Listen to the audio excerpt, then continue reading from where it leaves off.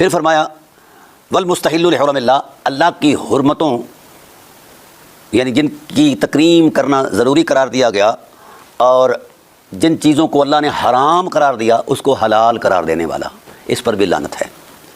اب اللہ نے سود حرام قرار دیا، بنو امیہ نے سود حلال قرار دیا، اللہ نے رشوت حرام قرار دی، شریعت نے حرام قرار دی، اور بنو امیہ نے رشوت کو حلال قرار دیا۔ شراب حرام ہے، بنو امیہ کی شریعت میں شراب حلال ہے۔ یہ ہے میرے بریلوی بھائیوں کے ننہال کی شریعت۔ کیوں نہیں اس پر آپ کی غیرت ایمانی آ کر کوئی فیصلہ دیتی؟ نہیں، کیوں دے؟ اگر نعوذ باللہ من ذالک آج کا کوئی مست ملنگ ان چیزوں کا ارتکاب کرتا ہے فوراً فتویٰ حرام حرام حرام حرام، لیکن چونکہ بنو امیہ شراب نوش تھے، ان کو یعنی وہ پی لیں شراب تو وہ حلال بھی، وہ حرام بھی حلال ہو جاتی ہے اجتہاد کی عظمت میں۔ سود وہ کھائیں پئیں موج کریں تو وہ خدا کا حرام کردہ بھی ان مولویوں کے نزدیک حلال ہے۔ رشوت، سمگلنگ، جتنے بھی جرائم تھے، خاص کر صحابہ کا قتل، ان کے نزدیک، مولویوں کے نزدیک حلال ہے، چونکہ ہمارے بریلویوں کے ننہال جو ہیں ان کے نزدیک یہ حلال تھا۔ کتنے صحابہ قتل کیے گئے؟ آج یہ کس منہ سے کہتے ہیں کہ ہم صحابہ کرام علیہم رضوان کی عظمتوں کے پاسبان ہیں؟ سب جھوٹ، ڈرامہ، فراڈ۔ پہلے ہسٹری پڑھو اپنے ننہال کی اور ان صحابہ کی گنتی کرو کتنے قتل کیے گئے صرف کرسی کے لیے۔ حد ہو گئی ہے، کو خدا کا خوف کرو۔ بہرحال والمستحل لحرم اللہ، اللہ تعالیٰ کی حرام کردہ چیزوں کو حلال کرنے والے پر بھی لعنت ہے۔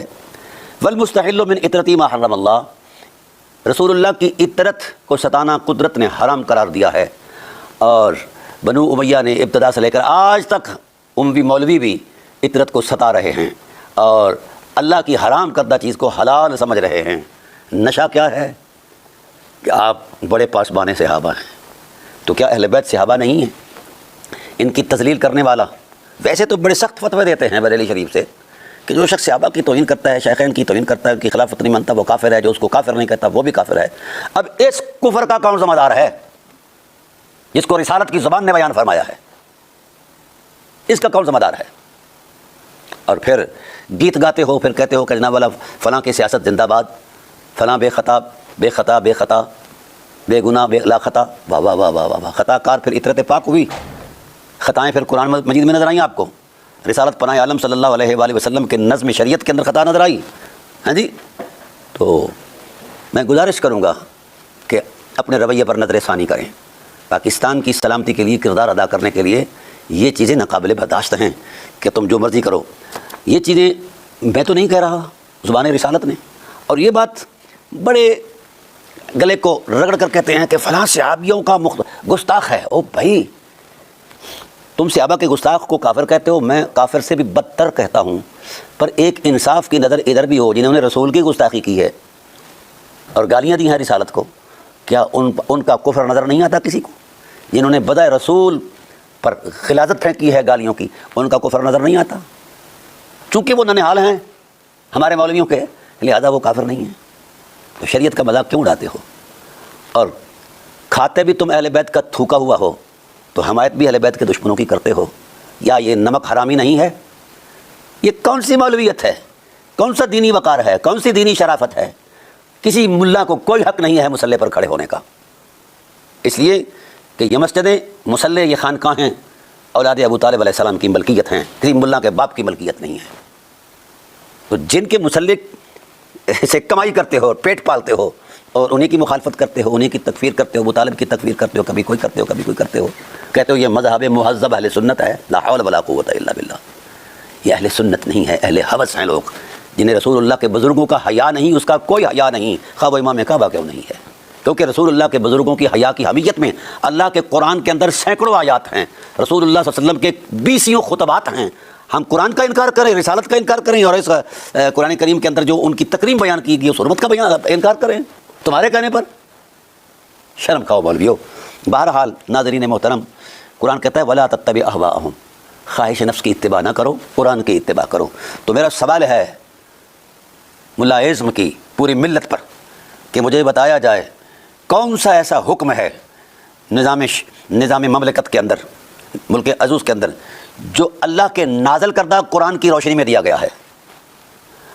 او بھائی ان کا اگر قرآن سے تعلق ہوتا یا قرآن پر ایمان ہوتا تو اللہ کے احکام کی روشنی میں وہ فیصلے کرتے، معاملات چلاتے آگے.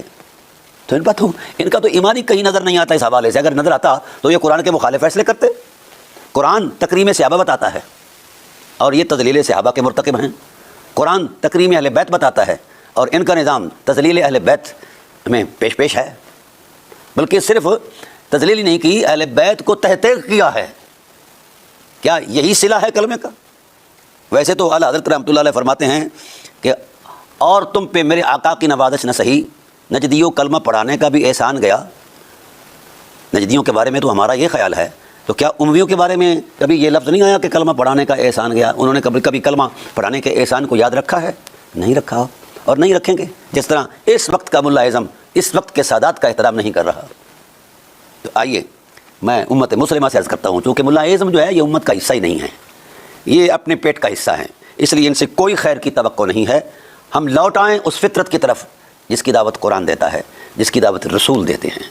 ہم صاحبان تکریم کی تکریم کریں، ہم اللہ تعالیٰ کے حرمتوں کی تکریم کریں، قرآن کی تکریم کریں، رسول اللہ کی ذات کی تکریم کریں، آپ کی آل کی تکریم کریں، اصحاب کی تکریم کریں، اولیاء اعظام کی تکریم کریں. ان چیزوں کی حرمت کے بارے میں تو آیات بھی ہیں، روایات بھی ہیں. تو انہی حرمتوں جو دین کے تسلسل میں ایک قوت اور ایک کردار کی عظمت میں نظر آتی ہیں، اگر یہی کردار چیلنج کر دیے گئے تو پیچھے کیا رہے گا؟ اعتماد کے لیے یہ ملا رہ جائیں گے جن کا کوئی نہ آگاہ ہے، نہ پیچھے ہے، نہ نڑی ہے، نہ ڈٹا ہے. انہوں نے وہی پڑھا ہے جو ان کو پڑھایا گیا ہے کہ اگر معاویہ گالی دے جائے رسول کو تو بھی کوئی حرج نہیں ہے، یہ بھی اجتہاد ہے. لا حول ولا قوت الا باللہ. اس لیے دوستان محترم، میں انشاءاللہ العزیز چونکہ نظام حکومت پر ہماری گفتگو ہو رہی ہے، تو الہی نظام کا جو دستوری تسلسل ہے وہ خلافت و ولایت اور امامت علیہ السلام میں ہے. ملا اعظم کے تراشے ہوئے تصور دین میں نہیں ہے.